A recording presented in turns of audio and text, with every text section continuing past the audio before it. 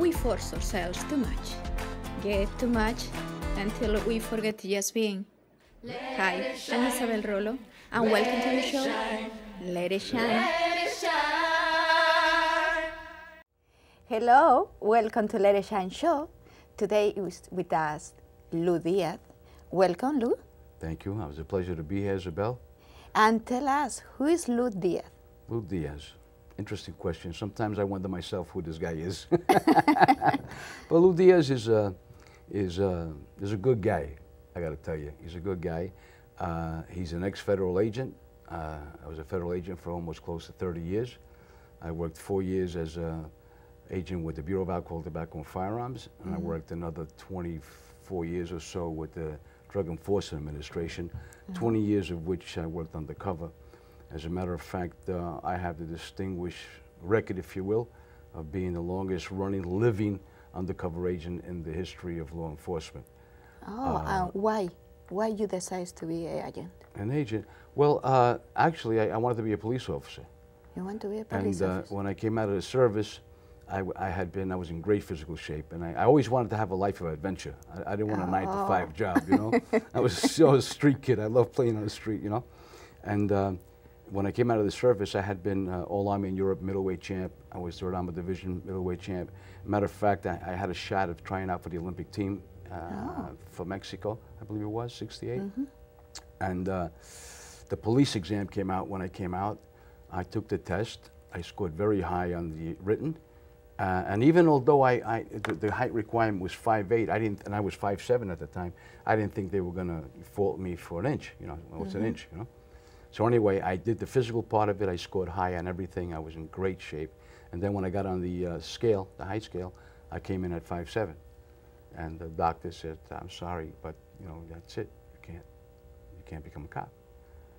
And I tell you what, that's like somebody hit me like right between the eyes with a baseball bat. And I said to him, "How the hell can you tell me I can't be a cop for 1 inch? How can you deny me a career for 1 inch? You talk about discrimination, color, race, creed, religion. How can, you know what that is, to tell somebody you can't do something because of an inch? I mean, it's another thing if I had to paint ceilings without a ladder or a pole, you know, but God Almighty, this is something that I just blew up. I exploded. I wanted to take everybody on. I wanted to take everybody. Really was so bad? I was so pissed off, you know. I challenged everybody there, and everybody, you know, kind of were quiet. But I don't think that I scared anybody. I think just they just felt for me, that they felt sorry for me, you know. And on the way out, this big Irish sergeant, he says to me, "Lou," he says, "you do it. You go back to school. There's a lot of investigative jobs out there, and there's some agent positions that I don't believe have a height requirement, you know. So don't let this keep you down, you know."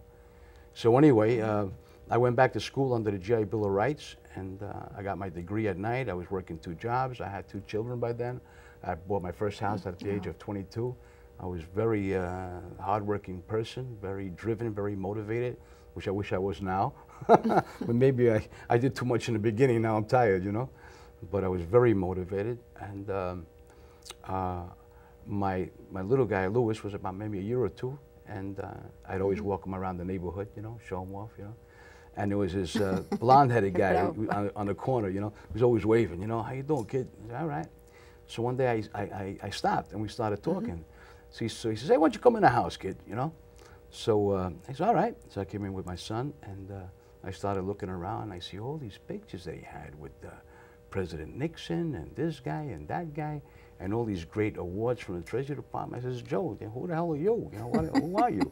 So he goes, "I'm a Treasury agent." I says, "Man, are you kidding me?" "Yeah, with the Bureau of Alcohol, Tobacco, and Firearms." And that was the old Elliot Ness outfit. That was the series that they had back in the 60s, The Untouchables. That's a series about Al Capone and the Prohibition days, you know. So I went nuts. I mean, I just, wow, I just saw excitement. I saw this is what I want to do. So when I make a long story short, he put in a good word for me. I took the test. I scored very highly. I passed the interview, and I became a Treasury agent, an ATF agent. So you started your grand adventure. I started my grand adventure.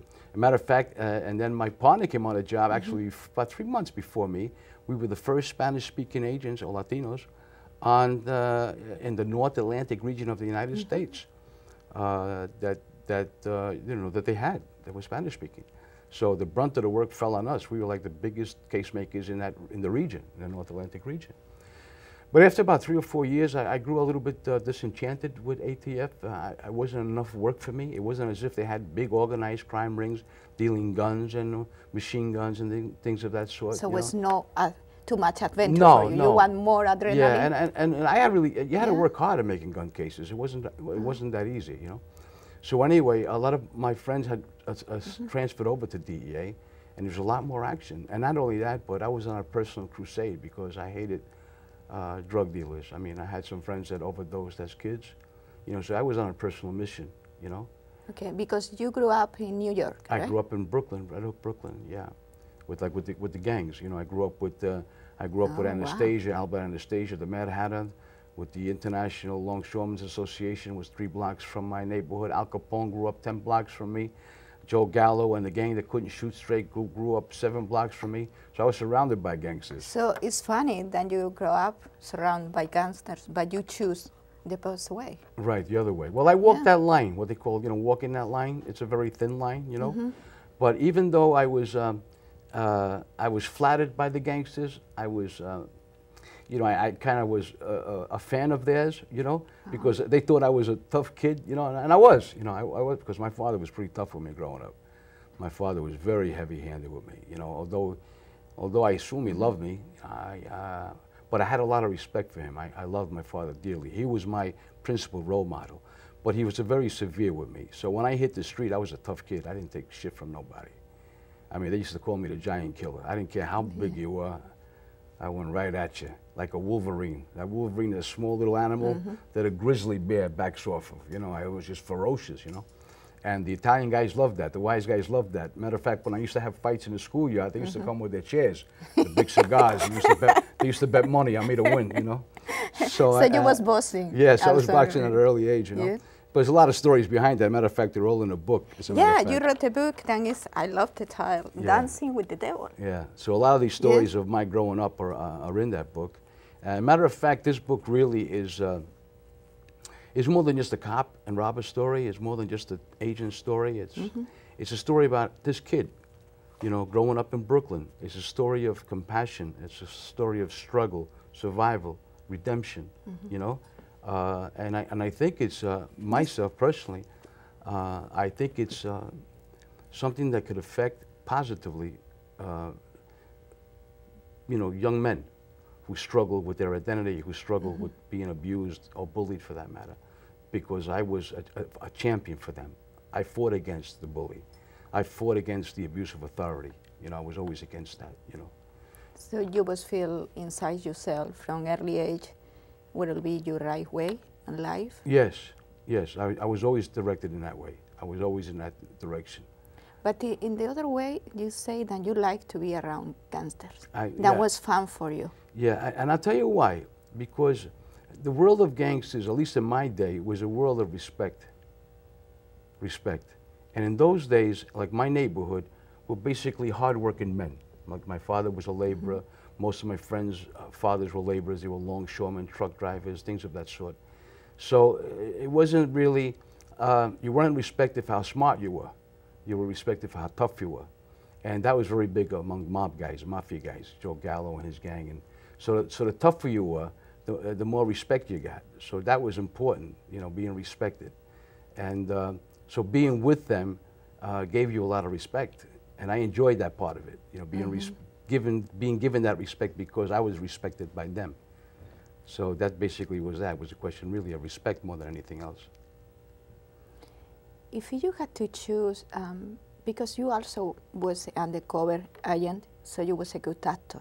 You will need to be a good actor to mix with Yes, them. absolutely. You think that it's necessary to love them, to be able to perform good as an undercover? To love agent? acting? To love acting and love the gangsters. Oh, absolutely. In this case. No, absolutely. There's no doubt about it.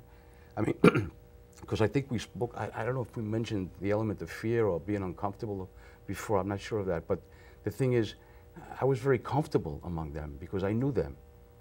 You know, I was never fearful of them because, you know, fear emanates out of the unknown, not knowing what you're dealing with, okay? I knew how these guys moved. I knew how they thought. You So know? it was fun for you. It was fun for me because I get over. Because I was considered another gangster when I was working undercover.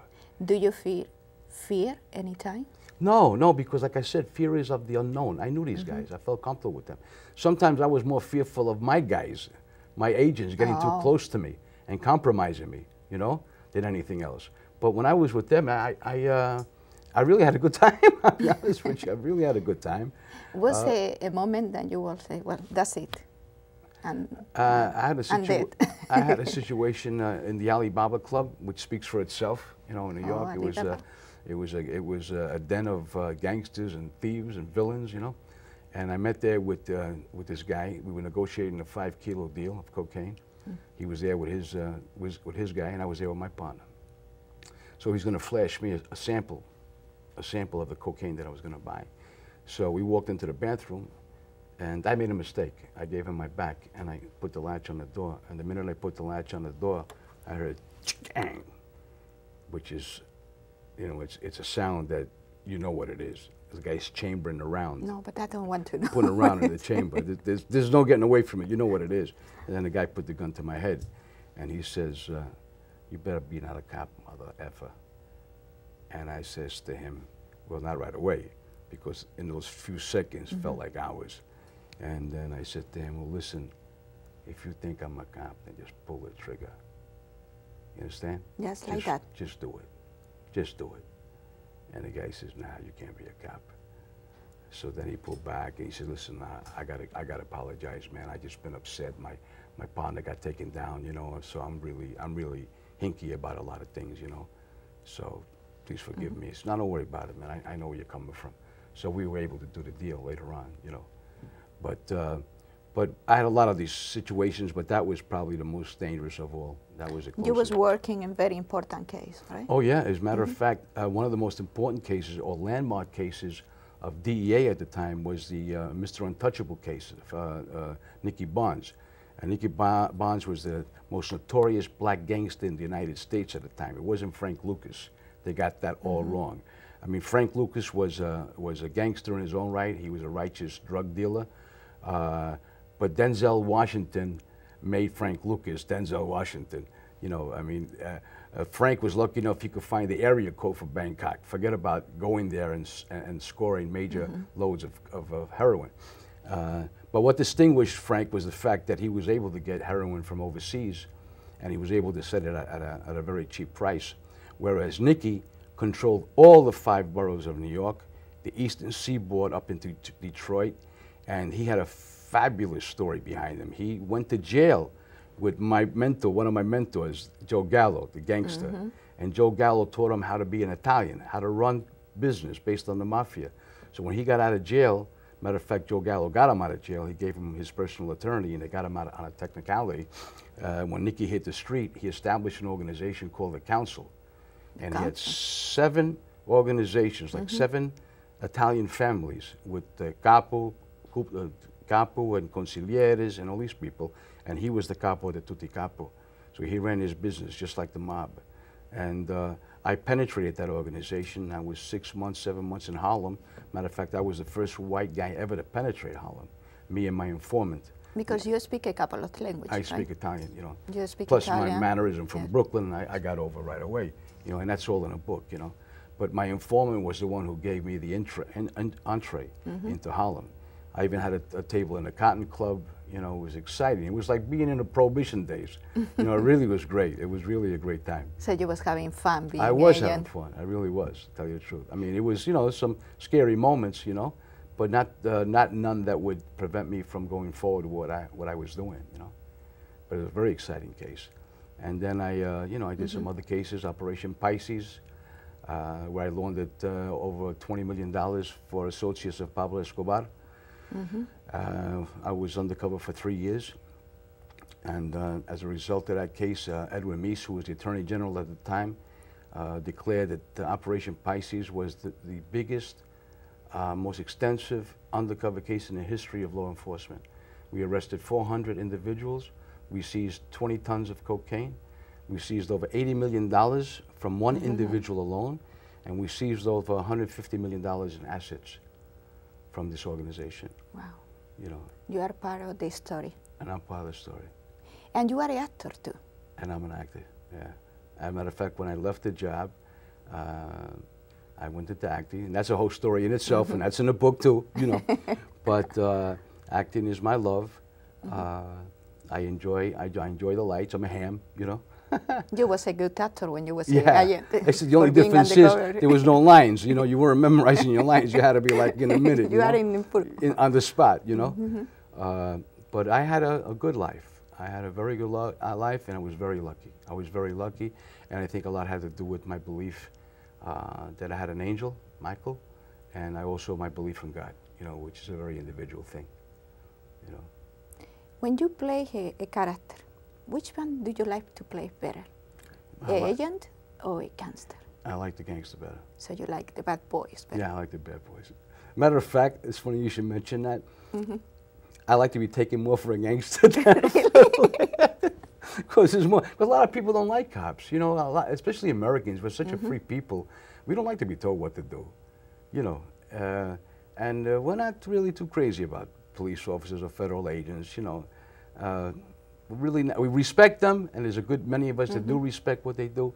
But you know, historically, there's always been, you know, a lot of corruption within the police departments and the federal agencies. You know, people remember that, you know. But thank God the majority of us are straight guys. I've had the pleasure of working with some wonderful people. I have wonderful colleagues among the police and federal agents. And unfortunately, for a few bad apples, we all suffer. You know, that's like in anything, you know. But overall, Americans do not be told what to do. You know? And that one is the general. That's in general, I guess so. I guess people like that altogether. It's becoming a little bit contagious too for yeah, I guess so, yeah. no Native Americans. Yes, yes, absolutely, absolutely. What do you miss more about your job as an agent? I miss the camaraderie. I miss being with my boys, you know. I miss being out there. I miss...